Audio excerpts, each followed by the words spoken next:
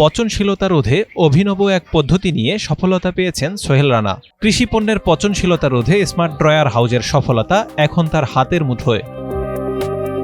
কলার খোসা, অর্জুন গাছের ছাল, মালবেরি সহ বেশ কয়েক প্রকার পচনশীল পণ্য শুকিয়ে বাজারজাত করছেন তিনি। এতে কাঁচা পণ্যের তুলনায় 2 থেকে 3 গুণ বেশি লাভবান হচ্ছেন। বলছি নওগাঁর সাপাহারের কৃষি উদ্যোক্তা সোহেল রানার কথা।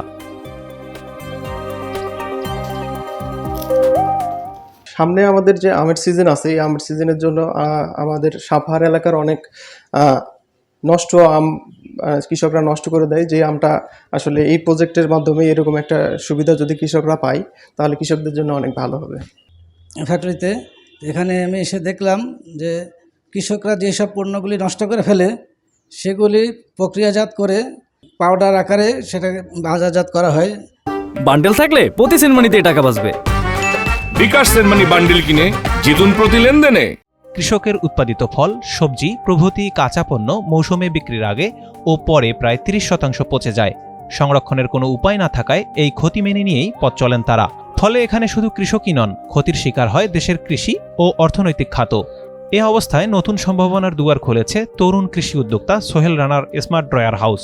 নওগাঁর সাপাহার উপজেলার গোডাউনপাড়ায় অবস্থিত বরেন্দ্র এগ্রো পার্কে তিনি এই স্মার্ট ড্রয়ার হাউস স্থাপন করেছেন। আপনারা জানেন নওগাঁতে আমের জন্য বিখ্যাত। এখানে প্রায় যে পরিমাণ আম উৎপাদন হয় তার একটা 30% কিন্তু বিভিন্ন স্টেজে নষ্ট হয়। আমাদেরও প্রচুর বাগান আছে এবং এই আমগুলো কিন্তু যে সময় শিলাবৃষ্টি হয়, ঝড় হয় বা পাকা পর্যায়ে অনেক আম নষ্ট হয়। এই আমগুলো, এই নষ্ট আমগুলো কিন্তু 1 টাকা কেজি ধরেও বিক্রি হয় অনেক সময়, বা বাগান আমাদের লেবার দিয়ে পরিষ্কার করতে হয়। তখন দেখলাম যে এই আমটা কীভাবে প্রক্রিয়াজাত করা যায় ঘাটাঘাটি করতে স্যারের শেরেবাংলা কৃষি ইউনিভার্সিটির fishing and post harvest technology ডিপার্টমেন্টের অ্যাসিস্ট্যান্ট প্রফেসর মাসুদ রানা পলাশ স্যারের একটা আর্টিকেল চোখে পড়ে। উনি এটা মাছ প্রক্রিয়াজাত করেন এরকম একটা স্মার্ট ড্রয়ার দিয়ে উপকূলীয় অঞ্চলে। স্যারের সঙ্গে যোগাযোগ করলাম যে এটা আমাদের কৃষি পণ্য প্রক্রিয়াজাত আমরা করতে পারি কিনা, বিদেশেও করা হয় আমি দেখলাম আরও। তো স্যার বললেন হ্যাঁ এটা করা যাবে। তখনই উদ্যোগ নেয় এটা।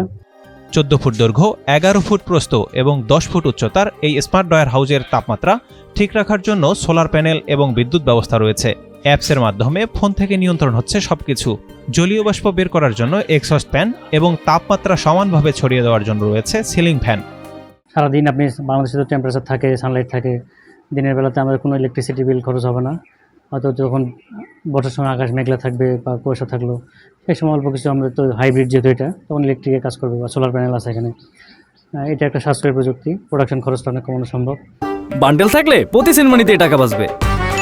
বিকাশ সেনমানি বান্ডেল কিনে জিতুন প্রতি লেনদেনে। সোহেল রানা বলছেন 30% পচনশীল পণ্যকে কাজে লাগিয়ে একদিকে চাহিদার যোগান যেমন হচ্ছে, অন্যদিকে কমছে আমদানি নির্ভরতা। তাছাড়া ড্রাই পণ্যের আন্তর্জাতিক বাজার ধরার ফলে বৈদেশিক মুদ্রা অর্জনও সম্ভব স্মার্ট ড্রয়ার পদ্ধতি নিয়ে, যেমনটি বলছেন কৃষি কর্মকর্তা। স্মার্ট ড্রয়ারে যে কাজটা করা হয় যে সূর্যের অতিবেগুনি রশ্মি যেটা রয়েছে এইটি ভেতরে প্রবেশ করতে দেওয়া হয় না, কিন্তু যে হিট রয়েছে এইটিকে ভেতরে প্রবেশ করতে দেওয়া হয়। এতে করে যেটা হয় সেটা হচ্ছে এই যে ফল যেগুলো রয়েছে এটার ভেতরে যে ময়েশ্চার রয়েছে, আর্দ্রতা রয়েছে, এটাকে একেবারে কমিয়ে দেয়। অর্থাৎ আর্দ্রতা থাকলে দ্রুত পচে যায় সেগুলো, আর আর্দ্রতা যদি কমিয়ে দেওয়া যায় তাহলে কী হয় যে এটা পরবর্তীতে আর পচে না, সংরক্ষণ হিসেবে থেকে যায়। বিভিন্ন ফল ফসলে বিভিন্ন পার্সেন্টেজের যে ময়েশ্চার সেটিকে রাখতে হয়, যেমন আমের ক্ষেত্রে একরকম, কলার ক্ষেত্রে একরকম, আবার টমেটোর ক্ষেত্রে আরেক রকম।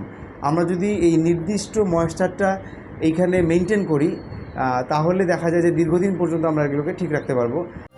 এ ধরনের একটি স্মার্ট ড্রয়ার হাউস তৈরিতে খরচ হয় 6 থেকে 8 লাখ টাকা।